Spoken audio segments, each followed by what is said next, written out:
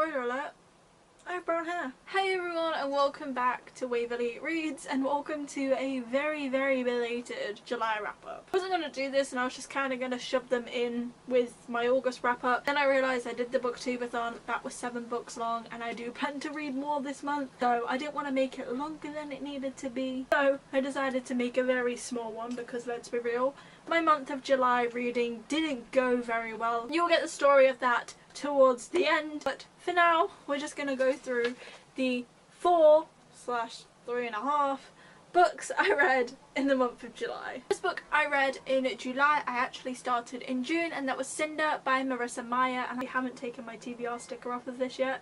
So let's just do that now. Let's hope this is satisfying. Yes, it was. Genuinely one of my favourite things about finishing a book is taking that sticker off. Cinder is a really popular, well-loved book, and it's also the first in the Lunar Chronicles series, and I finally decided to pick this up way too late for the bandwagon and read it, and I really enjoyed it. I think I gave it around a 4-star out of 5. If you don't know what Cinder is, it is a Cinderella retelling, though I feel it's more like a Cinderella inspired book rather than a retelling, as I definitely see the Cinderella aspects, but it doesn't follow the typical plot, obviously because it's a retelling, but it doesn't follow Cinderella the way Cinderella is told.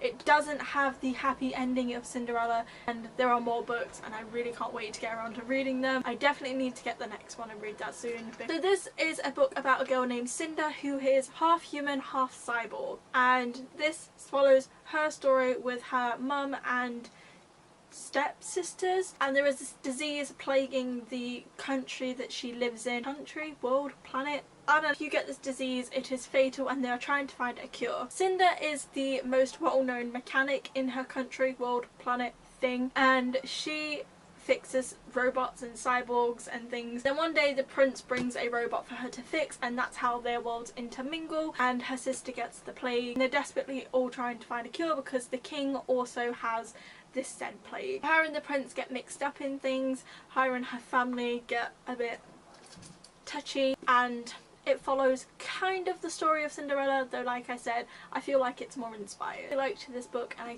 think I gave it around a 4. The second book I read in July was Girl Heart's Girl by Lucy Sutcliffe. This is a lesbian coming of age story, how she dealt with accepting the fact that she is gay, the fact that she likes girls, coming out and all of that wonderful malarkey that comes with being gay. My mum. It was her denial, her acceptance, her telling people her coming out, her first girlfriend, and it's also a true story. It is based upon Lucy's actual coming out and finding her girlfriend and the story that they follow together. It also touches on long distance relationships, and I've had 2 serious long distance relationships and I could definitely relate to this book. I gave it, I think, a 4.5-ish star out of 5. The ending kind of broke my heart a bit because this has such a happy ending, but in real life they've broken up and it's really sad, so I've gone back to thinking about them as the fictional characters, but I did like this book. Definitely one to pick up if you are a lesbian or bisexual girl and you're trying to come to terms with yourself and accept yourself,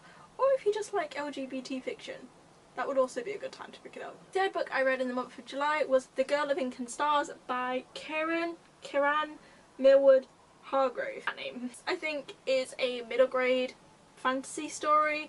I can't even really remember, this was so long ago. It's about this girl named Isabella,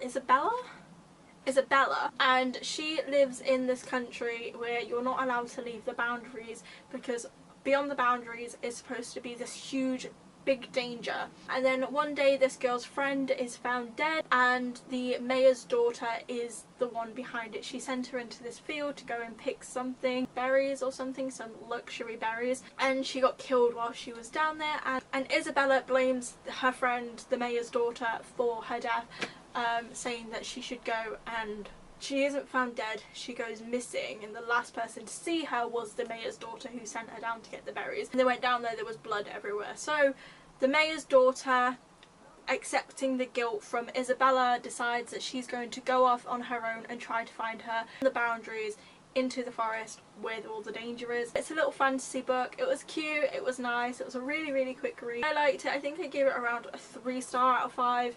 It's just a really cute middle grade book. Then we come to the fourth book I read. If you follow my weekly vlogs, you'll know what kind of happened here, but I started to read The Fates Divide by Veronica Roth, and one day I got really drunk and I got spiked whilst I had this and I lost it. It was in my bag and I lost my bag with this signed copy of The Fates Divide. I now have 2 dust jackets because I had to buy a new copy. I was really enjoying this book. I got 200 and something pages into it. I think it was like 280 or so pages into The Fates Divide, and I really enjoyed it. I really enjoyed what I was reading. I couldn't wait to finish it, and then I lost the book. By the time I brought the new book and it had arrived, this one's also signed, by the way.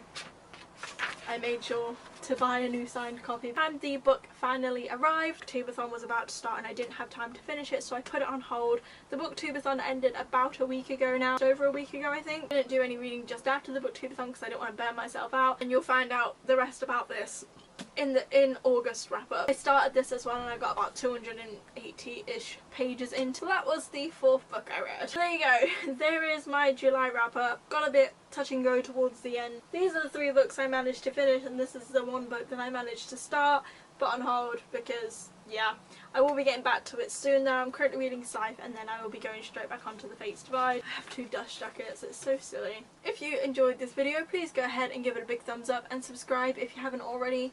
I post a new weekly reading vlog on a Monday and a new BookTube video like this on a Thursday. Thanks so much for watching, I hope you enjoyed, and I will see you next week. Bye!